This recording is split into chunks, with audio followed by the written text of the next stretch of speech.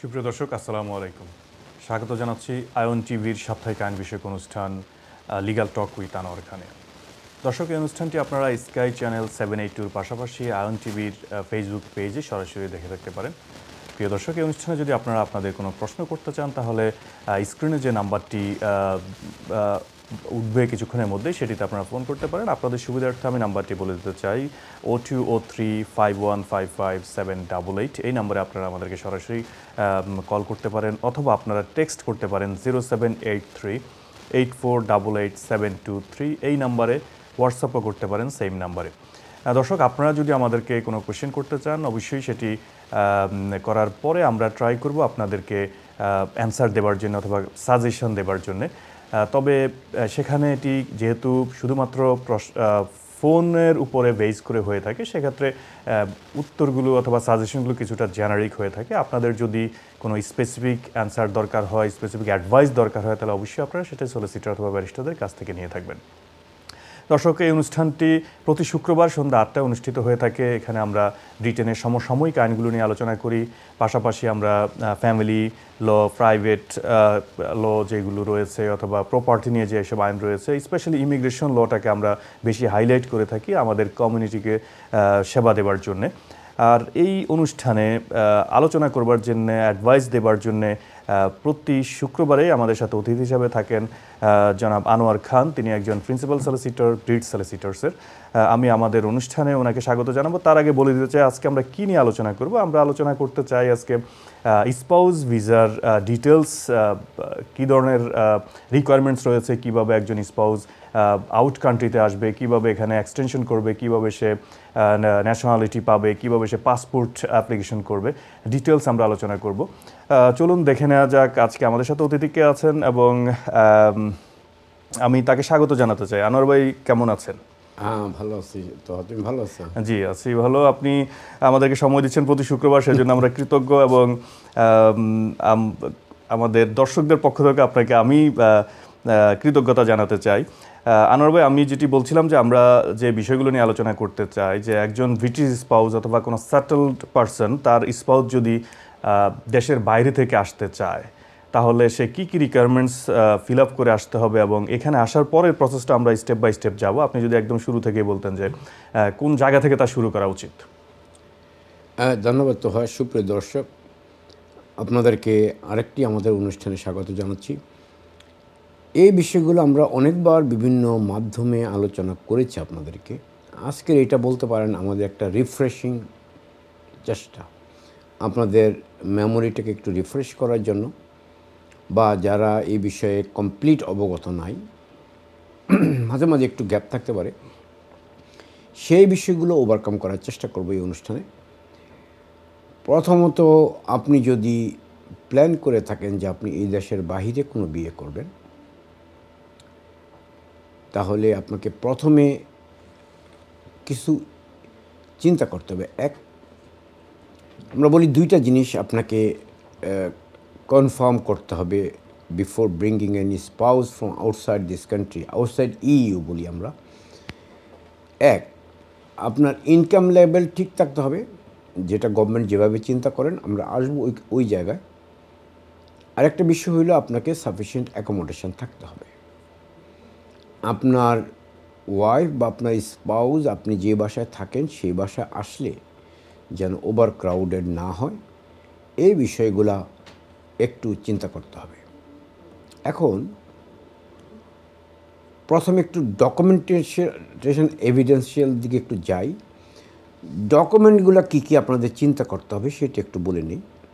আমরা বলি দুইটা জিনিস লতে আছে। একটা হলো the marriage is subsisting and genuine, দুইটা বিষয় আছে এখানে। আমরা এর বাইরে বিস্তারিত আলোচনা করতে পারবো না। The marriage is genuine and subsisting, দুইটা বিষয়। দ্য ম্যারিজ ইজ জেনুইন আমরা কীভাবে প্রমাণ করব? সহজ বিষয়। আমাদের দেশের জন্য পার্সপেক্টিভে, এবার পৃথিবীর অন্যান্য দেশে অন্য নিয়ম আছে।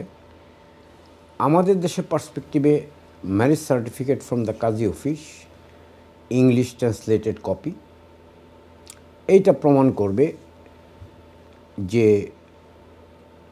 Marriage is genuine. Now the main issue is, একটা ইম্পর্ট্যান্ট কথা বলে রাখি আপনাদেরকে, আমাদের রিসেন্টলি একটা ভিসা রিফিউজ হয়েছে whether the groom met in person, genuine প্রমাণ করার জন্য এটা ভেরি ইম্পর্ট্যান্ট। বাংলাদেশের আইনে, অন্যান্য দেশের আইনে ডিফারেন্ট আছে। বাংলাদেশের আইনে ব্রাইড এবং গ্রুম, বর এবং কনে একসাথে থাকতে হবে বিয়ে হওয়ার জন্য। কোনো কোনো দেশে, বাংলাদেশে এই আইনটা একটু চেঞ্জ হইতেছে, বাট এই দেশের পার্সপেক্টিভের জন্য আমরা bride and groom in person বলি, একসাথে থাকতে হবে বিয়ে করার জন্য। এখন হোম অফিসের এই কোয়ারিগুলো আসে যে তারা ব্রাইড এবং গ্রুম, বর এবং কনে মেট ইন পার্সন কিনা, মানে একজন আরেকজনের সাথে পার্সোনালি দেখা হয়েছে কিনা। কোনো কোনো দেশে কিন্তু এই সিস্টেম আছে যে দেখা না হইলেও চলবে, সে দেশের আইন ওইভাবে আছে। এক্সাম্পল দিতে পারি আপনাদেরকে, ঘানাতে প্রক্সি ম্যারেজ একেবারে এস্টাবলিশড বাই দেয়ার কনস্টিটিউশন। আপনার ঘানাতে হলো বর এবং কনে ইংল্যান্ডে আছে, বর কনের প্রতিনিধিরা ঘানাতে বিয়ে লিগালি ম্যারিড করতে পারবে, লিগালি ম্যারিজ, ওদের কনস্টিটিউশনাল প্রভিশনটা এমন। বাংলাদেশের কনস্টিটিউশনাল প্রভিশনটা এমন না। বাংলাদেশের কনস্টিটিউশনাল প্রভিশনটা হলো মেট ইন পার্সন, বর এবং কনে সামনাসামনি থাকতে হবে। এখন জেনুইননেস শো করার জন্য নাম্বার 1 বলছি ম্যারেজ সার্টিফিকেট থাকতে হবে। নাম্বার 2, এই ধরনের ফটোগ্রাফস, বিয়ের অনুষ্ঠানে ফটোগ্রাফস, সিভিল সেরিমনি ফটোগ্রাফস, তারপরে অন্যান্য যেসব ফটোগ্রাফসগুলো, সেই ফটোগ্রাফসগুলো দেওয়া প্রয়োজন। আপনার জেনুইননেস শেষ হয়ে গেল। এইবার হোয়েদার দ্য ম্যারেজ ইজ সাবসিস্টিংয়ের বিষয়টা বাংলা বললে সোজা যেটা দাঁড়ায় যে আপনি বিয়ে করে চলে আসছেন, আপনার সাথে আপনার বউর সম্পর্ক কি এখনও আছে? বা আপনি বিয়ে করে চলে আসছেন এই দেশে, আপনার সাথে কি আপনার বাংলাদেশে হাজব্যান্ডের সাথে যোগাযোগ আছে, বা সম্পর্কটা কি এখনও স্টিল চলতেছে কিনা। এই ধরনের প্রমাণের ক্ষেত্রে আমরা সাজেস্ট করি কোনো কোনো জায়গায় যে আপনারা ভিডিও কল, টেক্সট, SMS বা অন্যান্য যেভাবে কথা বলেন সেগুলোর একটা কপি করে অ্যাপ্লিকেশনের সাথে দিবেন। আরও অনেক বিষয় আছে, সেগুলো আমরা এইখানে এই যে সাবসিস্টিং রিলেশনশিপের জন্য একটা সহজ ভাষা, এটা একদম সিরিয়াস কেস ল আছে কোর্ট অফ আপিলের, যে আপনাকে প্রমাণ করতে হবে যে আপনি আপনার ওয়াইফের জন্য বা আপনার হাজব্যান্ডের জন্য, স্পেশালি ওয়াইফের জন্য আপনি তার মেনটেনেন্স করেন, তাকে টাকা পাঠান। এই টাকা পাঠানোর প্রুফ লাগবে, এটা কোর্টের পরিষ্কার ডিসিশন। তাইলে আমরা পাইলাম 3টা জিনিস সাবসিস্টিংয়ের জন্য। আপনি কথা বলেন, আপনার কল লিস্ট। 2, আপনার SMS, টেক্সট, হোয়াটসঅ্যাপ মেসেজেস। 3, আপনি যে টাকা পাঠান আপনার স্পাউসকে, এই ধরনের একটা প্রমাণ আপনার লাগবে। এবার আসেন ইনকাম থ্রেশহোল্ড কী হইতে পারে। আর ভাই, আমি ওটাতে যাওয়ার আগে একটু আপনাকে একটা কোশ্চেন করতে চাই। আমাদের দেশে আমরা দেখি যে নিকানামা দিয়ে থাকে, আবার ম্যারেজ সার্টিফিকেটও দেয়। কোনো কোনো সময় দেখা যায় যে শুধু নিকানামার উপরে বেস করেই কিন্তু ভিসা দিয়ে থাকে, সেটা আমি নিজেও পেয়েছি। সেটা কি আসলে শুধু নিকানামার উপরে রিলাই করা আমাদের উচিত, নাকি ম্যারেজ সার্টিফিকেটটা কালেক্ট করা উচিত কাজীর কাছ থেকে? একটা গুড কোশ্চেন। ইয়েস, এখানে 3টা ডকুমেন্টস সাধারণত আমরা প্রেফার করি। নাম্বার 1 নিকানামা, নাম্বার 2 ম্যারেজ সার্টিফিকেট। ওইখানে একটা ডুপ্লিকেট কপি থাকে অফ রেজিস্টার, ওই ডুপ্লিকেট কপিটা সহ রেজিস্টারে দিলে আমরা বলি এটা সিরিয়াসলি আর কোনো চ্যালেঞ্জ হওয়ার সুযোগ নেই। তো এখন যদি ম্যারেজ সার্টিফিকেট আপনারা দেখবেন যে এটা বাংলাদেশের সকল কাজীরা এগুলো এখন ওস্তাদ হয়ে আছে পাক্কা, তারা ইংলিশে ট্রান্সলেশন সহ আপনাকে করে দিতে পারবেন। তো ম্যারেজ সার্টিফিকেটটা সাথে থাকাই উত্তম। নিকানামা দিয়েও আপনার হয়ে যাবে, এমটি ক্লিয়ারেন্স হয়ে যাবে। মানে শব্দটা এই দেশে নিকানামা শব্দটা সে সাবস্ট্রাক্ট, আমরা বলি একটা ওদের রেজিস্টার অ্যাবস্ট্রাক্ট। এর বাহিরেও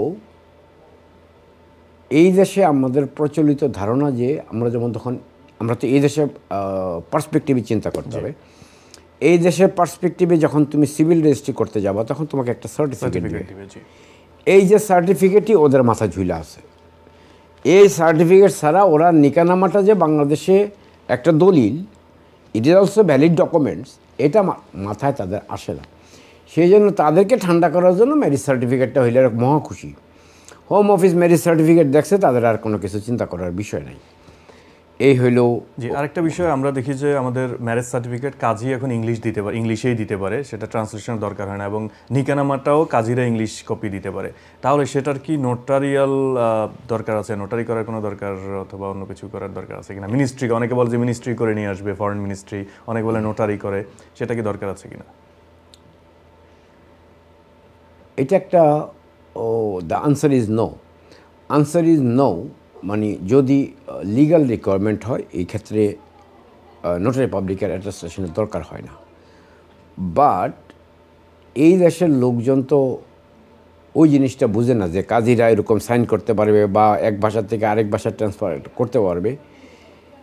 এই অ্যান্টি ক্লিয়ারেন্স অফিসারদের এইসব বিষয়ে ধারণা, নলেজ খুব কম থাকে। আমরা যখন আপিলে বলি লেক অফ লোকাল নলেজ, আমরা অনেক আপিলেই বলি যে অ্যান্টি ক্লিয়ারেন্স অফিসারের লেক অফ লোকাল নলেজ। আচ্ছা, যদি লেকস অফ লোকাল নলেজ হয়, এইটা একটা লেকস অফ লোকাল নলেজ, সেই ক্ষেত্রে তাদের এই লেকস অফ নলেজ ওভারকাম করার জন্য আমরা সাজেস্ট করি যে তুমি নোটারি পাবলিক দিয়ে একটু সাইন করে নিয়ে আসো।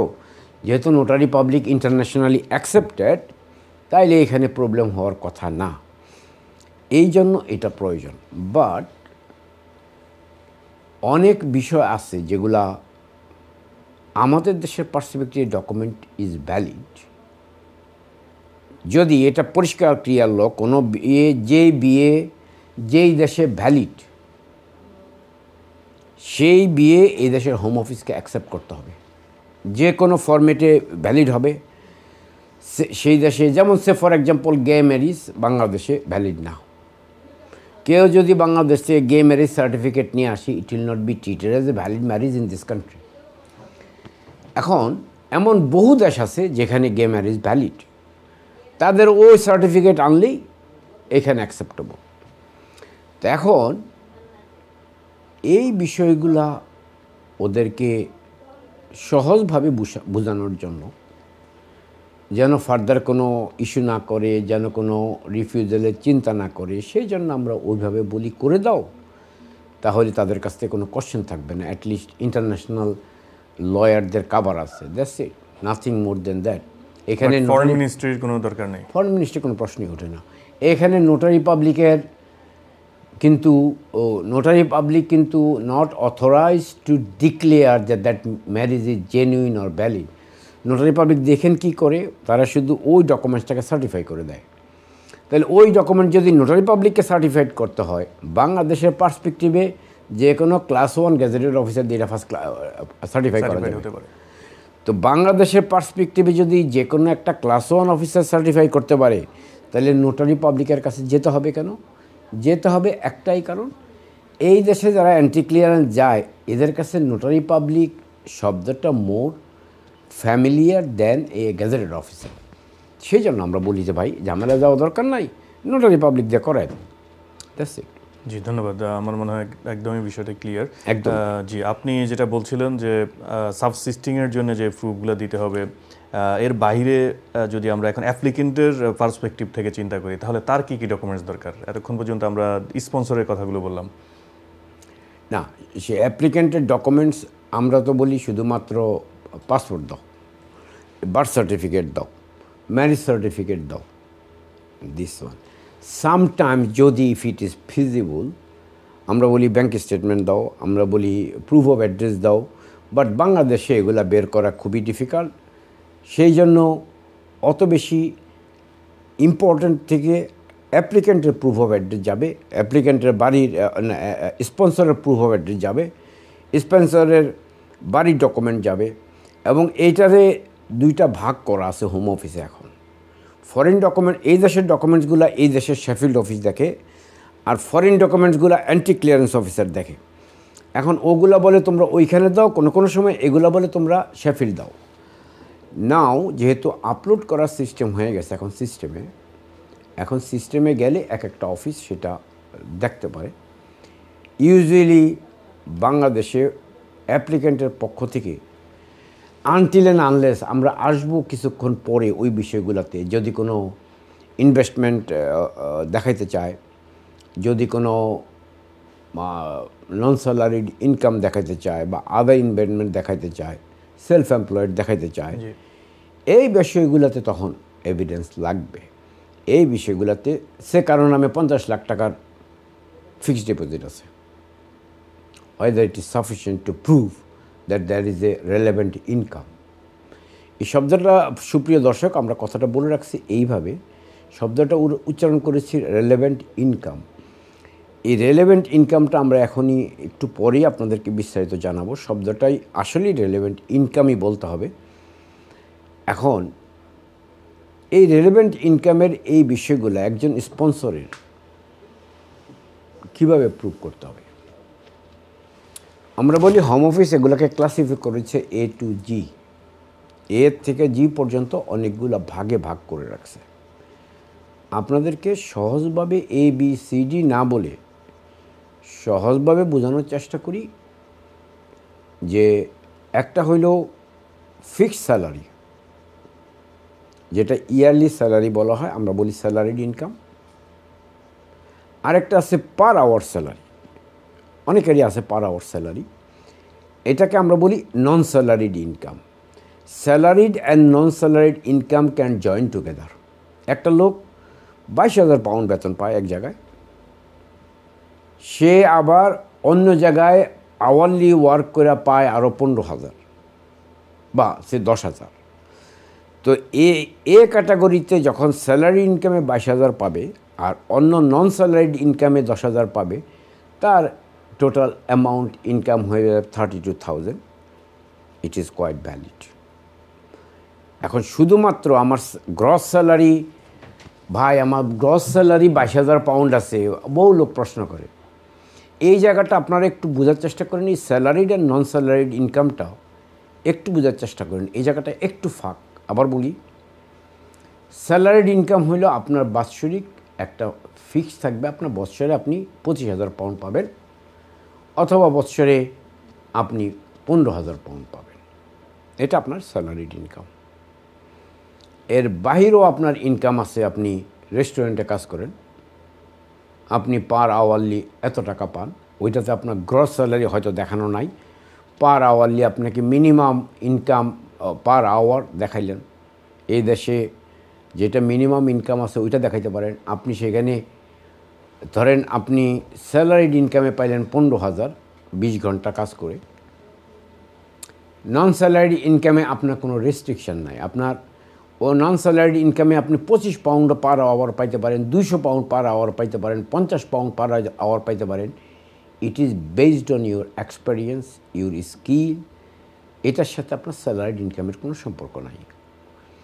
সে ফর এক্সাম্পল, আপনি একজন প্লাম্বার, আপনি একটা অফিসে মানে আপনি একটা কোম্পানিতে কাজ করেন প্লাম্বিংয়ের, পান 22,000 পাউন্ড। আপনি যে প্লাম্বার, আপনার hourly rate 30 pound per hour অন্য জায়গায় হইতে পারে। এই নন স্যালারিড ইনকামগুলা, সেটা কিন্তু আমি সেলফ এমপ্লয়েড না, সেলফ এমপ্লয়েড বলতেছি না, সেলফ এমপ্লয়েডে আসবো। সেলফ এমপ্লয়েডের বাহিরে যে ইনকামটা, এই জায়গাটাতে একটু প্যাস মানুষের কাছ থেকে অনেক সময় প্রশ্ন পাই, সেই জন্য কথাগুলো আপনাদেরকে আবারও বুঝাই বলছি। এইটাও এক ধরনের চাকরি, কিন্তু ফিক্সড স্যালারি না যে বৎসরে এত, এটা পার আওয়ারলি রেট।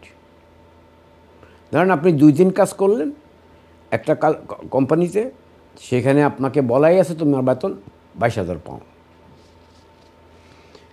এখন আপনি সেকেন্ড জব করলেন, আপনাকে ওইখানে বলে দিল your per hour salary gross annual income না, পার আওয়ার স্যালারি 50 পাউন্ডস।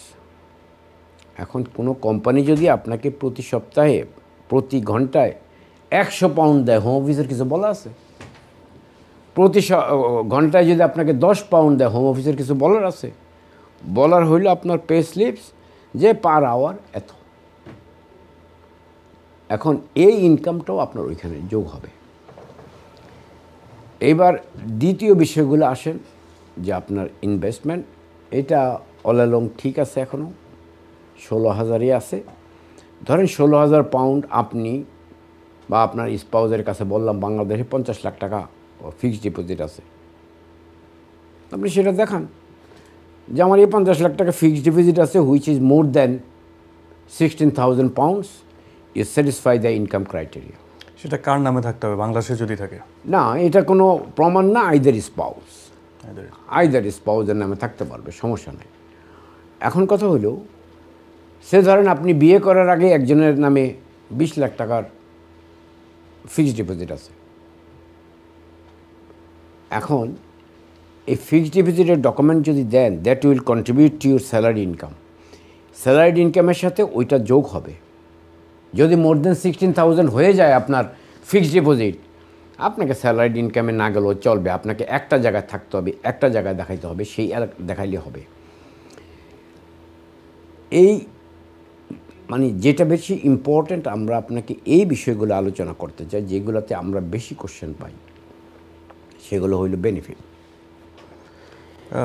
আমরা সেটাতে যাব, তার আগে আমরা আরেকটু ক্লিয়ার হতে চাই যে রিসেন্টলি যে চেঞ্জেসটি এসেছে স্যালারি থ্রেশহোল্ডে, এটা অবশ্যই এখন সবাই মোটামুটি অবগত। তারপরেও আপনি আসার সময় বলছিলেন যে নেক্সট ইয়ার থেকে সেটি আরও ইনক্রিজ হতে পারে, যেটি গভর্নমেন্ট ঘোষণা দিয়েছিল যে 18,600 থেকে 29,000, দেন 34,500, দেন 38,700। সো সেটা নিয়ে আপনার মন্তব্যটা কি? 2000 আর্লি বলা আছে, আর্লি 2025, এটা আগেই ডিক্লেয়ার করা আছে। আর্লি 2025 এটা 38,700 হবে। Very alarming for our community. এখন ডেটটা এখনও ফিক্সড হয় নাই, বা ধরে রাখেন যে জানুয়ারি ফেব্রুয়ারি 2025-এর আগেই আপনার এটা 38,700-তে চলে যাবে। Be careful. আমরা যারা বাংলাদেশ থেকে, আমাদের কমিউনিটিতে বাংলাদেশ থেকে স্পাউস আনতে চান, এখনও 29,000 কোটায় অনেকের এটা সাধ্যের মধ্যে আছে, কিন্তু 38,700 হইলে আসলেই সত্যি অনেকের এটা সাধ্যের মধ্যে আর থাকবে না। আপনারা বিশেষ করে আমাদের কমিউনিটির লোকজন ভেরি রেয়ারলি 38,700 বেতন শো করতে পারবে। আমাদের ম্যাসিভ কমিউনিটি, সে লাইক 90-95% লোক এই ইনকাম দেখানো সম্ভব না। আপনারা দয়া করে এই বিষয়টা একটু কেয়ারফুলি কনসিডার করবেন। থ্যাংক ইউ তোহা এই বিষয়টা আনার জন্য। আসলে এটা একটা বিরাট বড় ইস্যু হয়ে যাবে একটা দিন, একটা আন্দোলনের মানে স্বার্থে ওরা প্রথম বছর এটা 29,000 রাখছে, বাট 38,700 পাউন্ডে তারা নিয়ে যাবে। They are not interested to bring any spouse outside this country. এইটা একটু খেয়াল রাখতে হবে। হোম অফিসের পরবর্তী সময় কোনো রদবদল হবে কি না, জুলাই নির্বাচনের পরে কি হবে, আমরা এখন কিছুই বলতে পারছি না। তবে মোরলেস আমাদের আগের অভিজ্ঞতা থেকে বলতে পারি, এইসব জায়গায় নতুন গভর্নমেন্ট এসে হাত দেওয়ার সম্ভাবনা খুবই কম। ওদের গায়ের উপরে কোনো ফসকা পড়বে না। যেমন ধরেন কনজারভেটিভ না এসে যদি অন্য পার্টি আসে, তারা জনগণেরও গুড বুকে থাকলো, আবার মানে যারা এই পক্ষে আছে যে বাহির থেকে লোক আনা যাবে না, আর যারা বাহির থেকে লোক আনার পক্ষে, তাদের পক্ষেও থাকলো, ভাই আমরা তো করি নাই, আগের গভর্নমেন্ট করে গেছে, এখন আমরা কি করব। সো এই ধরনের পলিটিক্যাল রাজনৈতিক বিষয়গুলো এখানে জড়িত থাকবে। আমাদেরকে একটু ওয়াচ করতে হবে জুলাই নির্বাচনের পরে কোন দিকে যাচ্ছে। বিশেষ করে রুয়ান্ডা ইস্যু, কেইন স্টেরমার অলরেডি বলে দিয়েছে সে রুয়ান্ডা পলিসি বাতিল করবে এখানে যদি ক্ষমতায় আসে। এখন কে ক্ষমতায় আসবে আমরা জানি না। যারাই ক্ষমতায় আসুক, রুয়ান্ডা পলিসি কি আরও নিচের দিকে যাবে না বাতিল হয়ে যাবে, এটা এখনও ফোরকাস্ট করা যাচ্ছে না। এটা কি ইলেকশন নির্বাচন জিতার স্ট্যান্ড নাকি অন্য কোনো বিষয়, কিছুই বলতে পারছি না ভাইজান। আর ভাই আমাদের টপিক রিলেটেড ছোট্ট একটি কোশ্চেন, যে আগে আমরা জানতাম যে 18,600 যখন ইনকাম থ্রেশহোল্ড ছিল, তখন যদি কোনো সন্তান থাকে তার জন্য একটা এক্সট্রা ইনকাম দেখাতে হতো। তাহলে এখন যে 29,000 ইনকাম থ্রেশহোল্ড, সেখানে কি সন্তানদের জন্য কোনো এক্সট্রা ইনকাম দেখানোর দরকার আছে কিনা? এটা ল কমিশনের যে ডিস্ট্রিবিউশনটা আমি দেখছিলাম, তখন এই ডিস্ট্রিবিউশনটা হইল, তারা মূল প্রসঙ্গ 18,600-ই রাখছিল। এক বাচ্চা হইলে এত, দুই বাচ্চা এলে হইলে এত, তিন বাচ্চা হইলে এত, চার বাচ্চা হইলে এত, ম্যাক্সিমাম 4 বাচ্চা সহ ওরা দেখাইছিল 29,000। এখন বলতেছে যে 29,000 হইলে বাচ্চাদের জন্য আর কোনো টাকা এক্সট্রা দিতে হবে কি না? The answer is no. No হলো 29,000 হওয়ার পরে, যেহেতু এটা ল কমিশনের প্রস্তাবই ওইভাবে আছে যে কত টাকা করে 4 বাচ্চা পর্যন্ত তারা 29,000 আনছিল। এখন আর এটা বাচ্চাদের জন্য নতুন, যদি কারো বাচ্চা থাকে, আগের মতো বাচ্চাদের জন্য এক্সট্রা পেমেন্ট এটা আর এখন লাগবে না। আর ভাই আমাদের অ্যাপ্লিকেন্টের সাইড থেকে আরও দুইটা জিনিস যেগুলো দরকার, যে ইংলিশ টেস্ট এবং টিবি টেস্ট অথবা মেডিকেল রিপোর্ট আমরা যেটা বলে থাকি, সেটা ইংলিশ টেস্টটা কি লাগবে এবং মেডিকেল টেস্টটা কি সবার জন্য ম্যান্ডেটরি কিনা? কোনো দেশের জন্য মেডিকেল টেস্টে ম্যান্ডেটরি না, বাংলাদেশের জন্য ম্যান্ডেটরি। এখন বাংলাদেশের কোনো সিটিজেন যদি যেসব দেশে ম্যান্ডেটরি না সেখানে থাকে, তাহলে কি হবে? That is a good question. এটা অবশ্য আমরা কোনোদিন এভাবে চিন্তা করি না, বাট বিষয়টা হলো আমাদেরকে একটু ব্রেকে যেতে হবে, আমরা ব্রেকের পরে এসে এই বিষয়ে আলোচনা করব। প্রিয় দর্শক, একটি বিরতির সময় হয়ে গিয়েছে, আমাদের সাথেই থাকুন, ফিরছি শীঘ্রই।